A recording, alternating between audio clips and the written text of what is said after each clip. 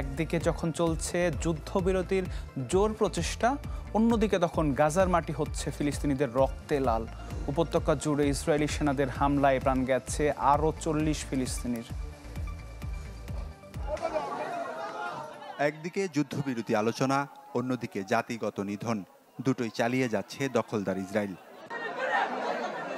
নতুন করে ত্রাণ নিতে যাওয়া ফিলিস্তিনিদের ওপর হামলা চালিয়েছে জায়নবাদীরা। বাস্তুচ্যুতদের লক্ষ্য করে ছোড়া হয়েছে মিসাইল। এতে প্রাণ গেছে বহু ফিলিস্তিনির। আমরা শুধু এক জায়গা থেকে অন্য জায়গায় পালিয়ে বেড়াচ্ছি। রাতে ঘুমাচ্ছিলাম, হঠাৎ আমাদের ওপর ড্রোন দিয়ে হামলা করা হয়।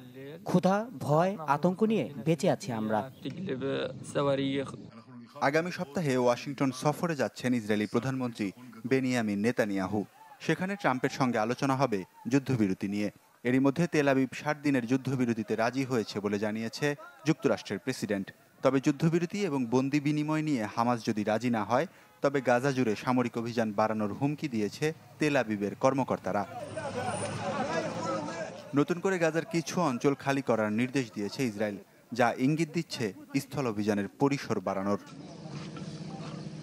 যুদ্ধবিরতি নিয়ে নিজেদের অবস্থান পরিষ্কার করেছে ফিলিস্তিনের স্বাধীনতাকামী গোষ্ঠী হামাস। জানায়, চুক্তি যেমনই হোক না কেন, অবশ্যই থাকতে হবে স্থায়ীভাবে যুদ্ধবিরতির বিষয়। এরই মধ্যে কাতার ও মিশরীয় কর্মকর্তাদের সাথে মিশরের রাজধানী কায়রোয় বৈঠক শুরু করেছেন হামাসের নেতারা। গাজায় গণহত্যা ইসরায়েলকে সহায়তা করা আন্তর্জাতিক কোম্পানির তালিকা প্রকাশ করেছে জাতিসংঘ। প্রতিবেদনে 48টি কর্পোরেট প্রতিষ্ঠানকে অভিযুক্ত করা হয়েছে, যার মধ্যে যুক্তরাষ্ট্রের টেক জায়ান্ট মাইক্রোসফট, গুগলের প্যারেন্ট কোম্পানি আলফাবেট এবং বহুজাতিক কোম্পানি অ্যামাজনের নাম রয়েছে। ওয়ালিউল্লাহ ফারুক, চ্যানেল 24।